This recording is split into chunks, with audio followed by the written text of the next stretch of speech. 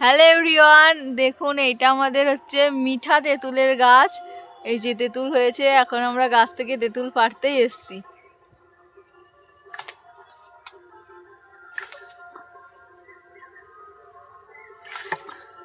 অনেকটা উঁচুতে, হাত যাচ্ছে না, তাই আঁকশি দিয়ে পারছি।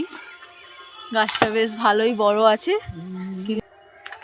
আর গাছটা খুব ঝাঁকড়াও হয়েছে। এটা মিঠা তেঁতুলের গাছ, দেখুন কত বড় হয়ে গেছে গাছ। কষ্ট করার পর অবশেষে তেঁতুলটা পাড়তে পেরেছি। এখনো অনেকগুলো গাছে রয়েছে। এই যে তেঁতুল পড়ে উঠছে।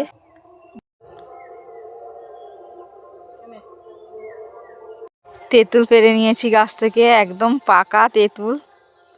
এগুলো হচ্ছে মিঠা তেঁতুল আমাদের। আজ করব তেঁতুল মাখা, মিঠা তেঁতুল। ওই জন্য বাগানে চলে এসেছি, গাছ থেকে পেড়েও নিয়েছি।